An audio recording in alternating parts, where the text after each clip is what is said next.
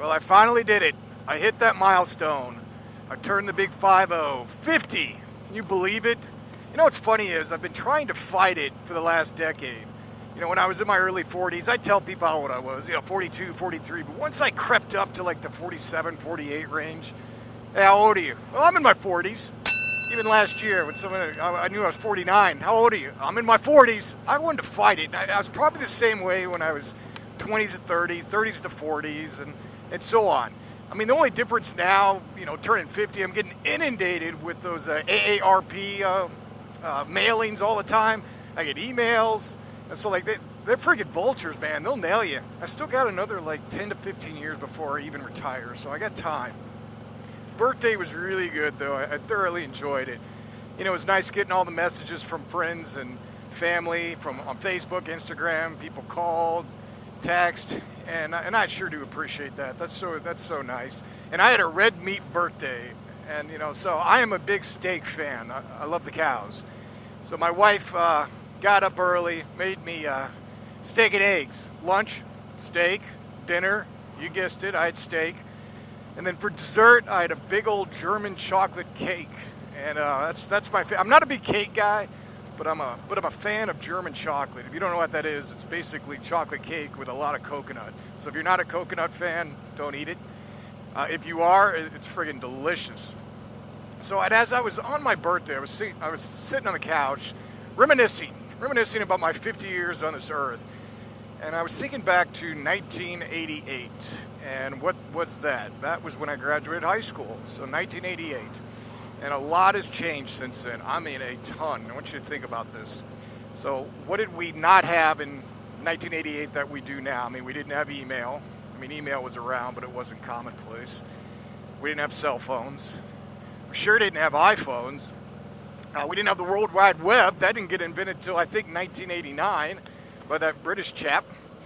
And then after that, I remember this from the early 90s. Did you guys ever get inundated with those Prodigy or AOL, or I think it was, what's that other one, CompuServe, those discs that came in your mail, they'd want you to sign up. And then, think about this, dial-up. I think it was 28.8 if I remember right. That was a big deal back then. It took 5 minutes to load a page. Now, if it takes more than 2 seconds, we get pissed off. I hear people all the time, my friggin' Wi-Fi sucks, my internet sucks, the provider, and I'm like, why? They're like, it just takes too long. It takes 2 or 3 seconds per page. I'm like, dude, relax, man. We've come a long way. So, I was thinking about video games. Well, I think it was Nintendo NES. Music. We listened to cassette tapes. I mean, I think the Discman had just come out a couple years before that, and everyone had Walkmans. I listened to this thing called FM radio. This little iPhone right here, this didn't get invented for another 15, 20 years. I think it was 2007 that Apple came out with the first iPhone. How I know these facts, I have no idea. But I remember that. So, just little things like that, it's amazing. And motorcycles. So think back to how much a Harley-Davidson would probably cost back there in '88. And if I remember right, that was the time of the Evolution engine, the Evo. Probably 8 to 10 grand for a new bike. So technology-wise, has Harley evolved a little? Not a ton. I know their prices have definitely evolved higher.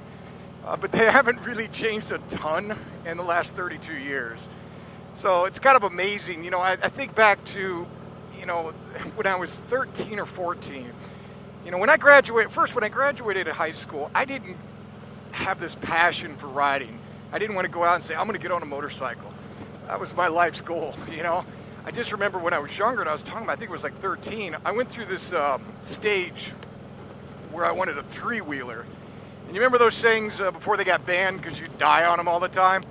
I wanted a three-wheeler, and my parents said a big fat no. There's no friggin' way, and I understand why. When I was younger, I have a younger sister, well, actually an older sister. She's 3 years older than me. And she was hit by a motorcycle when she was 4 or 5, and it messed her up pretty good. So ever since that point, this is right after I was born, so I don't remember any of it, the folks were not really too positive about me getting a bike, even though I rode dirt bikes when I was younger.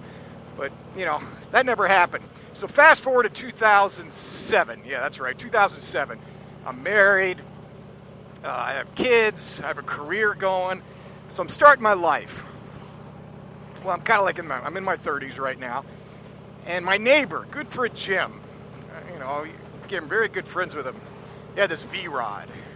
So I'd go over to his house and I'd look at this thing. We'd start talking about it. And he tells me how much he friggin' loves this thing. How awesome this bike is. He's been riding bikes his whole life. So he tells me how much he loves this thing. And then one thing led to another. And so I went home and started talking to the missus about it, saying, I'm really interested in getting a bike. I remember I went through that stage when I was real young.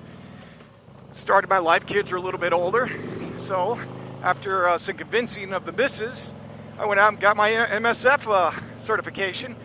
And then I bought my first bike, which was a 2008 Harley-Davidson Fat Bob. And I absolutely loved that bike. It was so much fun.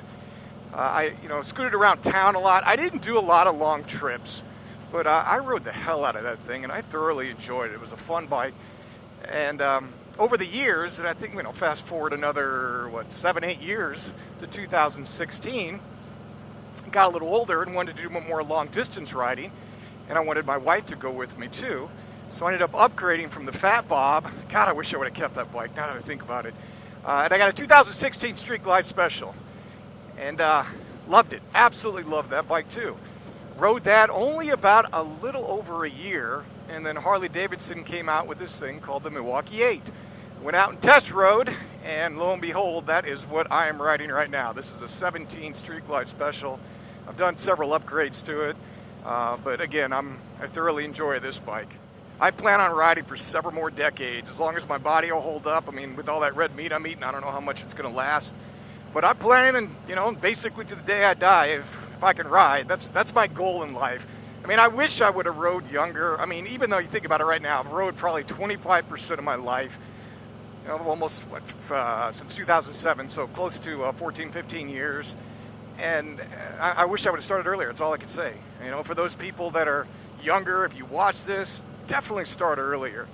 I don't regret anything. I don't regret anything with my life. I love my life. I'm very happy with it. Very happy with my friends and the people I've met over the years. But that's one thing I wish I would have done, because that was probably the best decision. One of the best decisions I made was purchasing that bike. And here's my take on things. I don't care if you're 20, you're 30, 40, 50, 60, 70, or even 80. Riding's all the same. It's that feeling. It's that feeling of absolute euphoria. You know what I'm saying? So it's amazing when you get on two wheels and that feeling you have.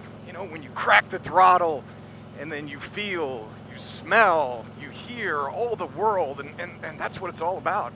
And that's what I plan on doing for many years to come. All right, guys, thanks for taking the time to listen to this today. Now get out there and ride like I am right now. Be well, and I'll talk to you guys soon.